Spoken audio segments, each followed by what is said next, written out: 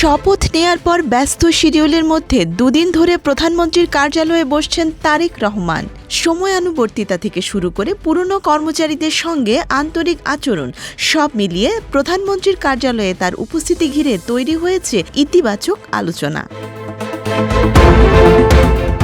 গত 17 ফেব্রুয়ারি প্রধানমন্ত্রী হিসেবে শপথ নেন তারেক রহমান। শপথের পর তিনি সচিবালয়ে নিজের দপ্তরে গিয়ে টানা 2 দিন অফিস করেন। এমনকি সাপ্তাহিক ছুটির দিন শনিবারও তিনি তেজগাঁও কার্যালয়ে কাজ করেন, যা প্রশাসনিক মহলে দায়িত্ব পালনে তার সক্রিয়তার বার্তা দেয়।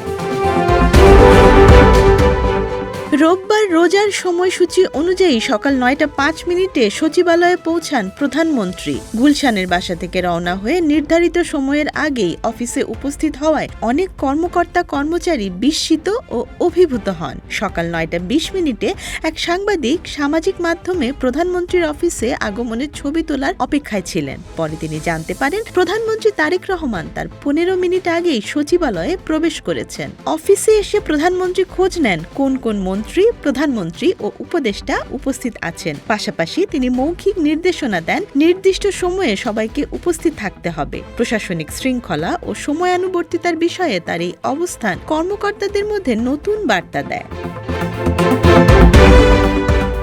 শনিবার 21 ফেব্রুয়ারি সরকারি ছুটির দিনেও প্রধানমন্ত্রীর কার্যালয়ে ছিল এক ভিন্ন আবহ।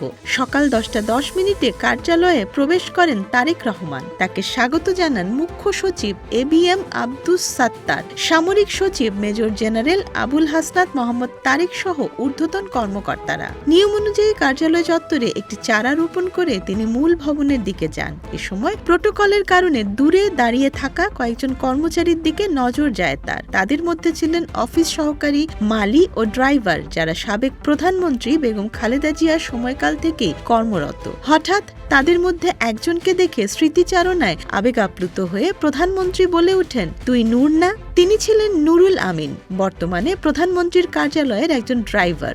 একসময় অফিস সহকারী হিসেবে কাজ করেছেন। ক্ষমতার আনুষ্ঠানিক দূরত্ব ভেঙে এমন আন্তরিক সম্বোধনে মুহূর্তেই পরিবেশ বদলে যায়। প্রধানমন্ত্রী সবার সঙ্গে কুশল বিনিময় করেন, হাসি মুখে ছবি তোলেন। দীর্ঘদিন পর পুরনো কর্মচারীদের চিনে নেয়ার ঘটনায় উপস্থিত সকলেই বিস্মিত ও আপ্লুত হন।